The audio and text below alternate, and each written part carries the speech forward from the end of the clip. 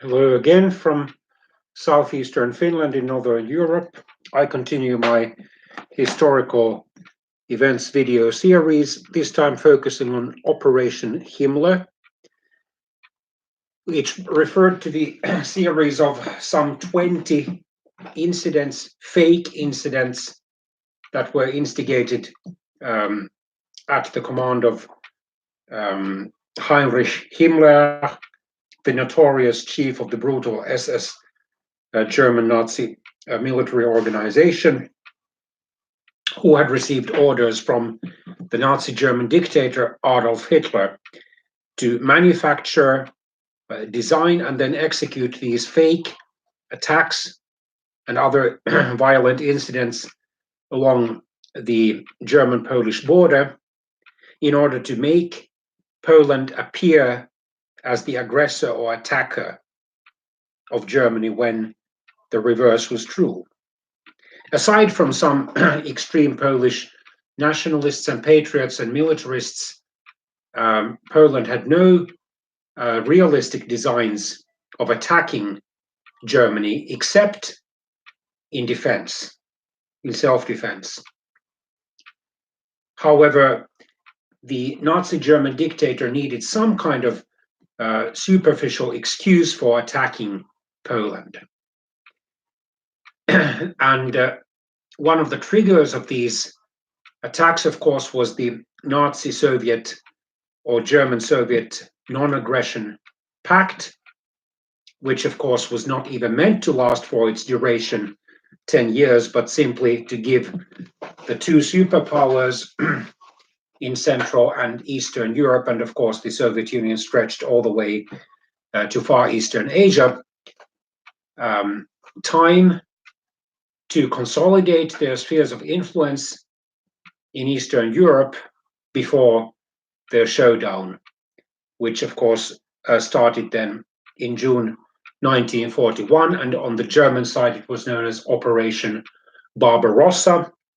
On the Soviet side it was known as the Great Patriotic War, although of course that had started already back in September 1939. There had been tensions between Germany and Poland already before Hitler became the Nazi German dictator in 1933, caused, for example, by the granting to Poland of a narrow land region known as the Polish Corridor, to give it a narrow coastline on the Baltic Sea's southern shore, which then cut off East Prussia from the rest of Germany. So East Prussia became a German exclave. And then it had to have supplies brought in from the rest of Germany through the Polish corridor, of course, along roads and railways which belonged to Poland, not to Germany. And already in 1937, if I remember correctly, Germany had proposed to Poland that it allow Germans to build a highway and a railway through the Polish corridor to East Germany, to East Prussia, sorry, and then that highway and railway would have belonged to Germany. The Polish government, a mixture of army officers and civilian politicians, had refused that request, predicting correctly that Poland, if it accepted these demands, would become little more than a client state of Germany, because a great majority of Poland's foreign trade went through the Polish, not just the Polish corridor, but also the free city of Danzig, which officially was an independent city under the League of Nations protection. It belonged officially to neither Germany nor Poland, although a great majority of its inhabitants were Germans, or at least German speaking. But Poland had a number of privileges in Danzig to help it in its international trade, a great majority of which went through Danzig. So transition privileges such as the right to use the port of Danzig, its harbor, for its foreign trade, and of course, it also had the right to establish a post office in Danzig, which it used. After the partition of Czechoslovakia had begun through the implementation of the Munich Accords in October 1938, Germany had again made demands on Poland, not just for the construction of the highway and railway through the Polish corridor, but it had pressed Poland, or started to press the Polish government to allow Danzig to join Germany. And once again, it had justified this, for example, by the principle of national self-determination, claiming that a great majority of the German-speaking Danzigers wanted to join Germany. Well, at least a clear majority of them probably did. And that the National Socialist or Nazi Party was by far the most powerful one, or the most popular one in Danzig, which of course was also true. But then again, facts mattered rather little to Hitler and most other Nazis, as long as they could manipulate other politicians, other countries, and get their way. So, in practice, it was a matter of bullying Poland. Poland, which had received the small region of Cieszyn or Cieszyn from Czechoslovakia, taking advantage of its weakness as a result of the Munich Accords, nevertheless refused those demands, even though Germany coupled those demands by offering to Poland, at least on paper, or at least through lip service, without probably even meaning to fulfill its promises, regions in Belarus or White Russia and the Ukraine. Poland possessed a large portion, western portion of both Belarus and the Ukraine between the First and Second World Wars. However, Poland again refused, and to put a long story short, in April 1939, Germany unilaterally renounced its non-aggression treaty with Poland, which had been signed in 1934 and which was meant to last until 1944, and began in earnest to prepare for an invasion of Poland.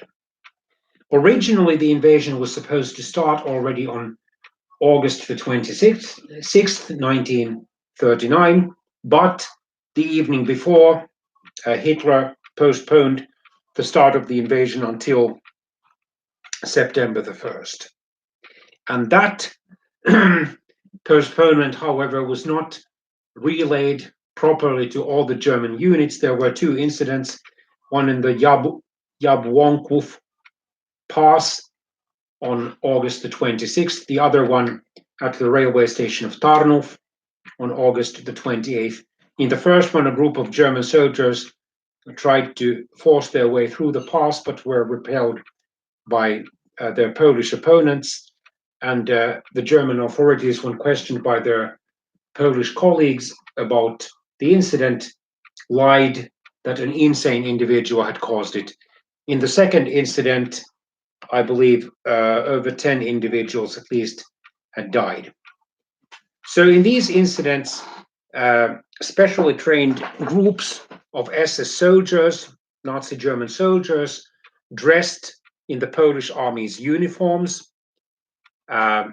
fired randomly on the border, scaring local residents, broke property at or near the border,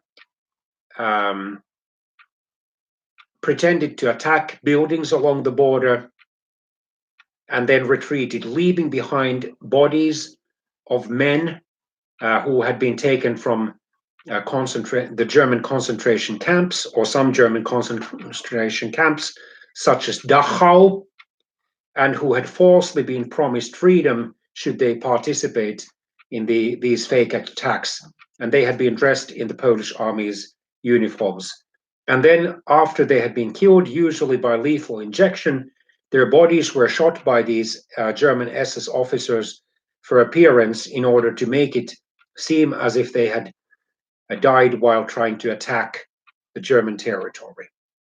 The most notorious one of these 21 incidents, according to Hitler, was the fake attack on the German local or regional radio station of Gleiwitz in Upper Silesia, a historical province which had in 1921 been divided between Germany and Poland, so that Germany had kept most of the province, while most of its factories and coal fields had been awarded to Poland in order to help that financially and economically poorer countries' industrial development. In that incident, a group of German SS soldiers rushed into the radio station and then pretended to attack it, and were able to broadcast a short message in broken Polish, claiming that the station was in Polish hands. And before the power was cut off, according to, I think, either the German or the Polish version of the Wikipedia article on the incident, the broadcast called on the Poles who were living on the German side of Upper Silesia to rise up violently against the Nazi Germans, claiming that the Polish army would rescue them. And then an Upper Silesian activist or farmer, Mr. Franz Ziszek, or Franz Honiok, known for his sympathy towards the Poles, had been arrested the previous day, and on August 31st, 1939, he then was killed by a lethal injection. He had been dressed in the Polish army's uniform and made to look like an insurgent. His dead body was then shot for appearance and dumped at the radio station. According to Norman Davies, the writer of A History of Poland, these select German prisoners from the concentration camp Dachau rushed out of the radio station and then were gunned down by SS soldiers. Largely, this operation failed to create the international impression that Poland had supposedly attacked Germany. So in that sense, it was a failure.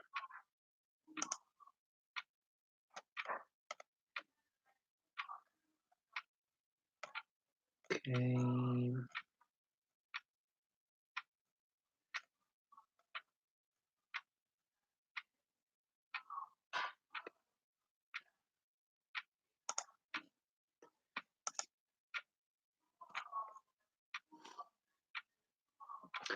It was also known, this operation was also known as Operation Konserve or Operation Canned Goods.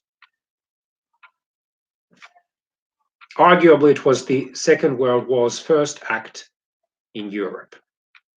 For months before the invasion of Poland officially started on September the 1st, 1939, German newspapers and politicians like the Nazi German dictator Adolf Hitler had carried out a national and international propaganda campaign accusing Polish authorities of organizing or tolerating violent ethnic cleansing of ethnic Germans living in Poland. This was an exaggeration.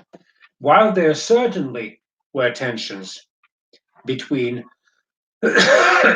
many ethnic Germans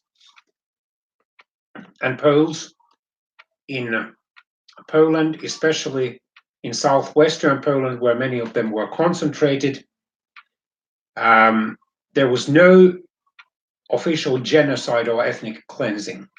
It is true that a number of Germans were arrested for provoking Polish authorities, or then possibly vice versa,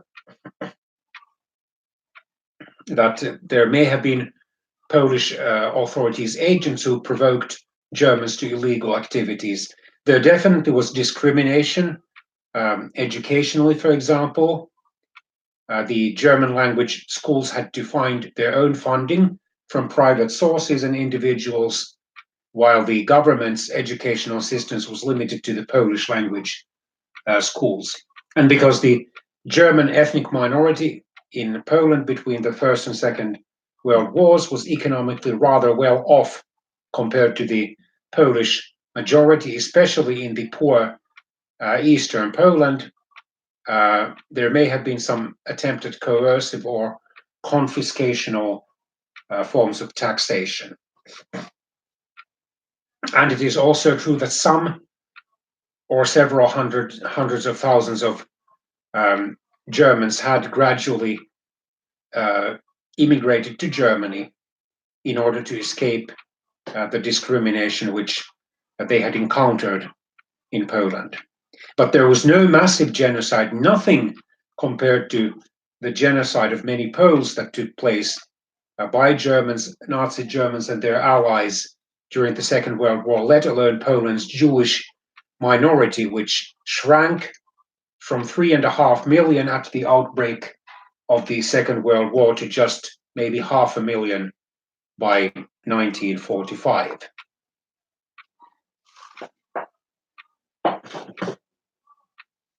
So Heinrich Himmler, the notorious leader of the brutal Nazi German military organization SS, originate or prepared the plan. Another rabid anti-Semite of the Nazi German leadership, Mr. Reinhard Heydrich, supervised it. A third German military leader, Mr. Heinrich Müller, managed it. Perhaps Hitler also hoped to confuse Poland's allies, Britain and France, into delaying or stopping their declaration of war on Germany, but this definitely failed.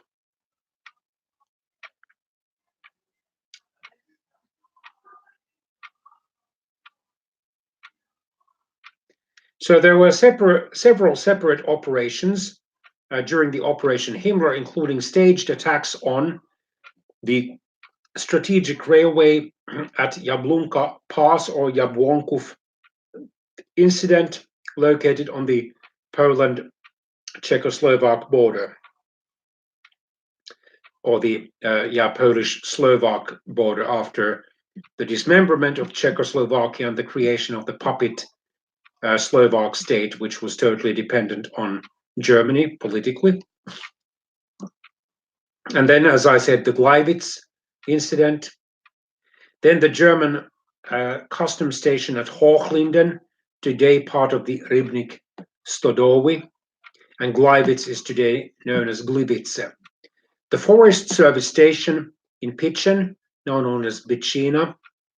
The communication station at Neubergsteich or Niebo-Rowitzer Hammer, now Kuznia Nieborowska. The railroad station at Alt-Eiche Smolniki, Rosenberg in West Preußen district, a woman and her companion in Katowice.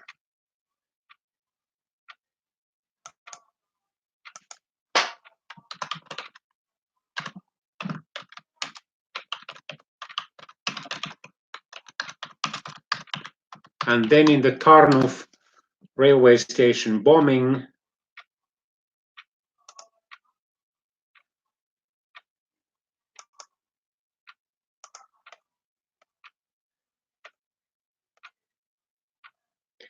it took place late at night on August the 20th, 1939. 2 time bombs hidden in suitcases caused it.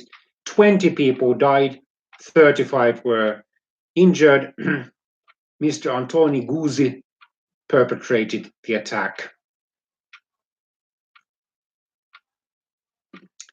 The busy train station of Tarnów Główny, or Tarnów Central was located on the railway line connecting two major agglomerations in southern Poland, Kraków or Krakow to the west and Lwów or Lwów to the east. The threat of imminent conflict with Germany added to the awaiting crowd many Army Reserve soldiers ordered to report to their units as the international situation kept worsening. And the dense traffic was halted abruptly at 11:18 p.m. local time when a time bomb left by a German saboteur, Mr. Anton Guzzi, exploded in the waiting hall. 20 people at the station died instantly.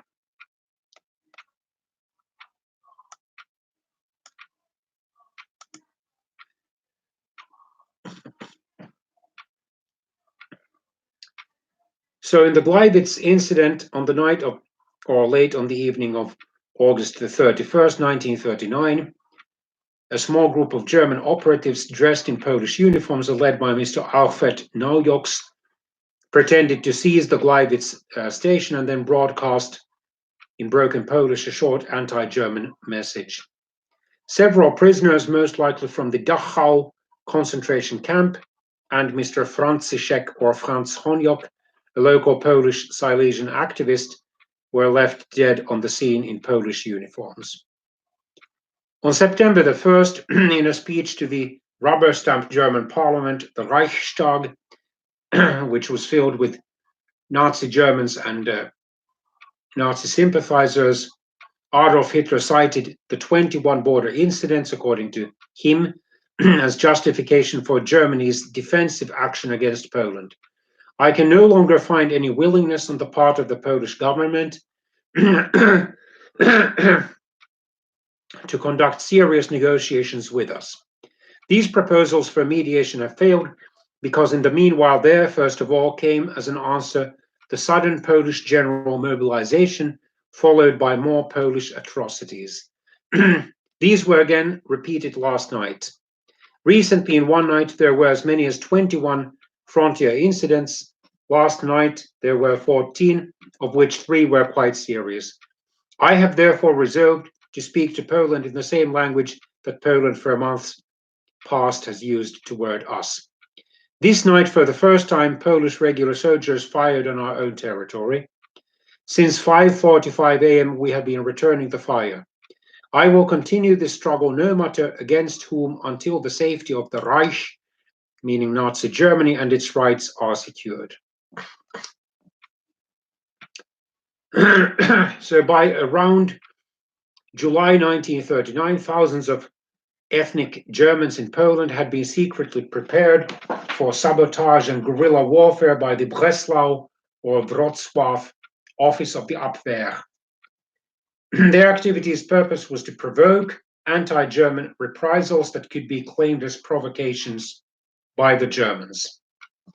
Those German agents indeed cooperated with the German forces during the invasion of Poland, leading to some reprisals which were highly exaggerated by the German Nazi propaganda.